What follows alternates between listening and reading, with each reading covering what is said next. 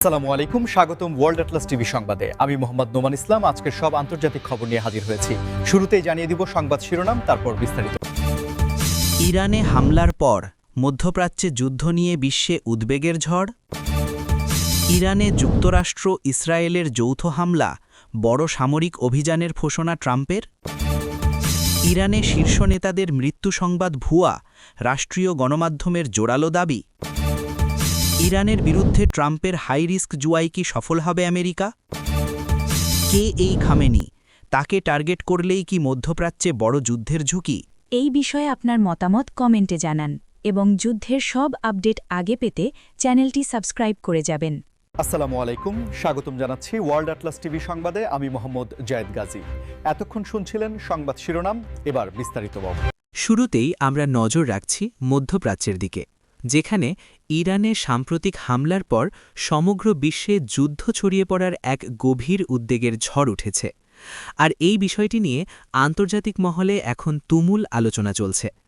আপনারা যারা নিয়মিত আন্তর্জাতিক খবরাখবর রাখেন তারা নিশ্চয়ই জানেন যে মধ্যপ্রাচ্য বরাবরই বৈশ্বিক ভূরাজনীতির একটি অত্যন্ত স্পর্শকাতর এবং গুরুত্বপূর্ণ অঞ্চল, যেখানে একটি ছোট স্ফুলিঙ্গও বিশাল দাবানলের সৃষ্টি করতে পারে।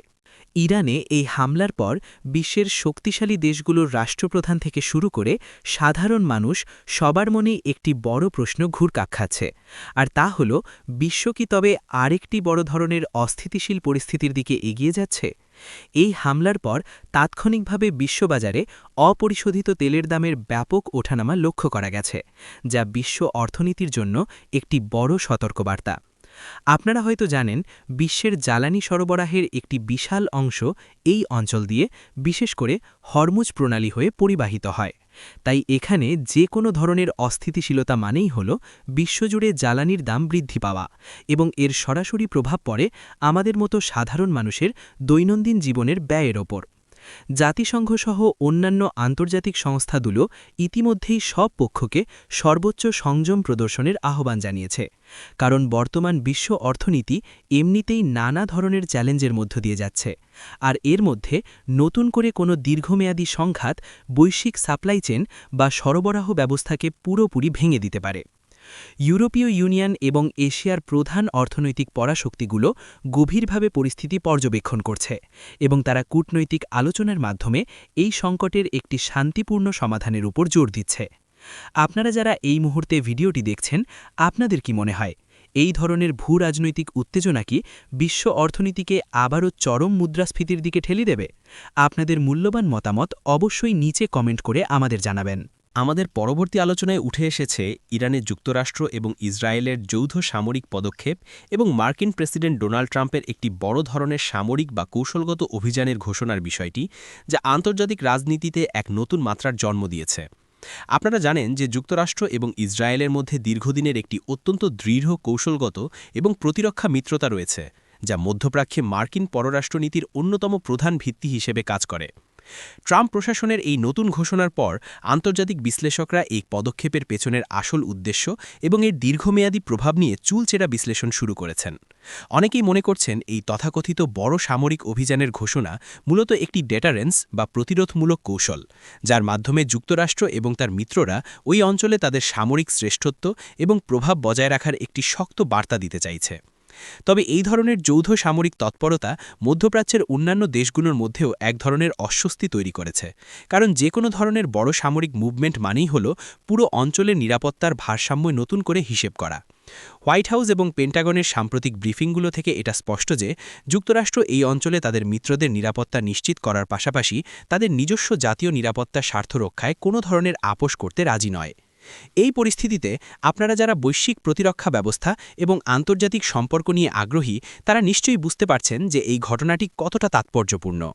এই ধরনের গুরুত্বপূর্ণ এবং নিরপেক্ষ আন্তর্জাতিক খবরগুলো নিয়মিত পেতে আমাদের চ্যানেলটি সাবস্ক্রাইব করে বেল আইকনটি ক্লিক করে রাখতে পারেন, যাতে কোনো আপডেট আপনাদের মিস না হয়। এদিকে বর্তমান তথ্য প্রযুক্তির যুগে মূল সংঘাতের পাশাপাশি আরেকটি বড় যুদ্ধ চলছে সাইবার স্পেসে এবং তথ্য জগতে, যার একটি বড় প্রমাণ হল ইরানের শীর্ষ নেতাদের মৃত্যুর ভুয়া খবর ছড়িয়ে পড়া, যা নিয়ে রাষ্ট্রীয় গণমাধ্যম জোরালো প্রতিবাদ জানিয়েছে। আপনারা হয়তো গত কয়েকদিন ধরে বিভিন্ন সোশ্যাল মিডিয়া প্ল্যাটফর্মে এবং কিছু অননুমোদিত নিউজ পোর্টালে দেখেছেন যে ইরানে হামলার পর তাদের বেশ কয়েকজন শীর্ষ পর্যায়ের নেতার মৃত্যু হয়েছে বলে দাবি করা হচ্ছিল, যা মুহূর্তের মধ্যেই বিশ্বজুড়ে ভাইরাল হয়ে যায়। কিন্তু আধুনিক যুগে যাকে আমরা ফগ অফ ওয়ার বা যুদ্ধের কুয়াশা বলে থাকি, এই ভুয়া খবরটি ঠিক তারই একটি অংশ, যেখানে ইচ্ছাকৃতভাবে বা ভুল তথ্যের ওপর ভিত্তি করে গুজব ছড়িয়ে সাধারণ মানুষের মনে আতঙ্ক এবং বিভ্রান্তি সৃষ্টি করা হয়। এই খবর ছড়িয়ে পড়ার পরপরই ইরানের রাষ্ট্রীয় টেলিভিশন এবং অন্যান্য সরকারি সংবাদ মাধ্যমগুলো অত্যন্ত জোরালোভাবে এই দাবি প্রত্যাখ্যান করেছে এবং তারা স্পষ্ট প্রমাণসহ জনগণের সামনে তুলে ধরেছে যে তাদের শীর্ষ নেতারা সম্পূর্ণ সুস্থ এবং নিরাপদ আছেন। এই ঘটনাটি আমাদের চোখে আঙুল দিয়ে দেখিয়ে দেয় যে বর্তমান যুগে সোশ্যাল মিডিয়া যেমন তথ্যের অবাধ প্রবাহ নিশ্চিত করেছে, ঠিক তেমনি এটি ভুয়া খবর বা ফেক নিউজ ছড়ানোর একটি বিপজ্জনক হাতিয়ারেও পরিণত হয়েছে। আপনারা যারা প্রতিনিয়ত সোশ্যাল মিডিয়া ব্যবহার করেন, তাদের কাছে আমার একটি বিশেষ অনুরোধ থাকবে, যে কোনো খবর, বিশেষ করে সংবেদনশীল ভূরাজনৈতিক খবর দেখার সাথে সাথেই তা বিশ্বাস করবেন না বা শেয়ার করবেন না, বরং নির্ভরযোগ্য এবং মূলধারার সংবাদ মাধ্যম থেকে খবরটির সত্যতা যাচাই করে নেবেন। ডোনাল্ড ট্রাম্পের বৈদেশিক নীতির অন্যতম একটি আলোচিত এবং সমালোচিত দিক হল তার অপরম্পরাগত সিদ্ধান্ত গ্রহণ প্রক্রিয়া। আর বর্তমানে ইরানের বিরুদ্ধে তিনি যে হাই রিস্ক বা অত্যন্ত ঝুঁকিপূর্ণ রাজনৈতিক এবং কৌশলগত জুয়া খেলার ইঙ্গিত দিচ্ছেন, তা শেষ পর্যন্ত আমেরিকার জন্য কতটা সফল বা আত্মঘাতী হবে তা নিয়ে আন্তর্জাতিক মহলে চলছে বিস্তর জল্পনা-কল্পনা। ট্রাম্পের এই হাই রিস্ক নীতির মূল ভিত্তি হল ম্যাক্সিমাম প্রেশার বা সর্বোচ্চ চাপ প্রয়োগের কৌশল, যার মাধ্যমে তিনি অর্থনৈতিক নিষেধাজ্ঞা, কূটনৈতিক একঘরে করা এবং সামরিক হুমকির এক অভূতপূর্ব সংমিশ্রণ ঘটিয়ে ইরানকে তাদের বর্তমান অবস্থান থেকে পিছু হটতে বাধ্য করতে চান। এই জুয়াটি অত্যন্ত ঝুঁকিপূর্ণ এই কারণে যে ইরান কোনো দুর্বল প্রতিপক্ষ নয়, তাদের রয়েছে একটি শক্তিশালী সামরিক কাঠামো, পারমাণবিক কর্মসূচির গভীর সক্ষমতা এবং মধ্যপ্রাচ্য জুড়ে ছড়িয়ে থাকা অসংখ্য প্রক্সি নেটওয়ার্ক বা ছায়া গোষ্ঠী, যারা আমেরিকার যে কোনো পদক্ষেপের চরম প্রতিশোধ নিতে সক্ষম। যদি আমেরিকার এই সর্বোচ্চ চাপের ফলে ইরানের অর্থনীতি ভেঙে পড়ে এবং তারা নতজানু হয়ে নতুন করে কোনো চুক্তিতে স্বাক্ষর করতে বাধ্য হয়, তবে সেটি নিঃসন্দেহে ট্রাম্পের জন্য একটি বিশাল রাজনৈতিক বিজয় হিসাবে গণ্য হবে এবং আমেরিকার বিশ্ব মোড়লগিরি আরও সুসংহত হবে। কিন্তু মুদ্রার উল্টোপিঠটাও সমানভাবে ভয়ের, কারণ এই চাপ যদি কাজ না করে এবং ইরান যদি পাল্টা আক্রমণাত্মক নীতি গ্রহণ করে, তবে পুরো মধ্যপ্রাচ্যে এমন একটি যুদ্ধের সূচনা হতে পারে যা সামাল দেওয়া আমেরিকার একার পক্ষে অসম্ভব হয়ে দাঁড়াবে। এই পরিস্থিতিতে আমেরিকার দীর্ঘদিনের ইউরোপীয় মিত্ররাও বেশ দ্বিধাদ্বন্দ্বে ভুগছে, কারণ তারা চায় না মধ্যপ্রাচ্যে নতুন করে কোনো অস্থিতিশীলতা তৈরি হোক যা সরাসরি গ্লোবাল এনার্জি মার্কেট এবং ইউরোপের অর্থনীতিতে প্রভাব ফেলবে। মধ্যপ্রাচ্যের বর্তমান এই উত্তপ্ত পরিস্থিতিতে যে নামটি বারবার ঘুরে ফিরে আসছে এবং যাকে কেন্দ্র করে আন্তর্জাতিক রাজনীতি আবর্তিত হচ্ছে, তিনি হলেন ইরানের সর্বোচ্চ ধর্মীয় ও রাজনৈতিক নেতা আয়াতুল্লাহ আলী খামেনি।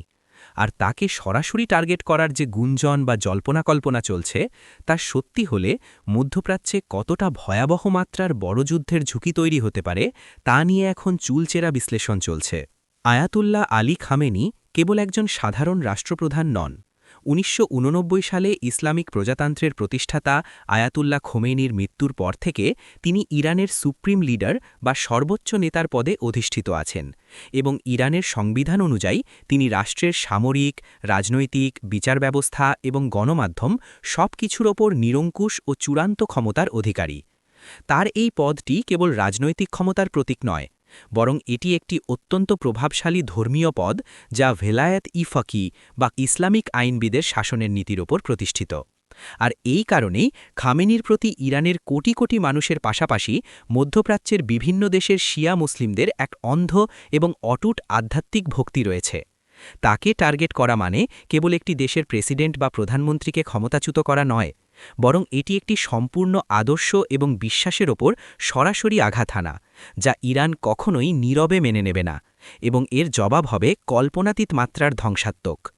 বিশেষজ্ঞদের মতে খামেনিকে যদি কোনোভাবে লক্ষ্যবস্তু বানানো হয়, তবে সেটি হবে মধ্যপ্রাচ্যের ভূরাজনীতিতে এমন একটি রেড লাইন বা চরম সীমা অতিক্রম করা, যা তাৎক্ষণিকভাবে পুরো অঞ্চলকে একটি সার্বাত্মক যুদ্ধের দিকে ঠেলে দেবে।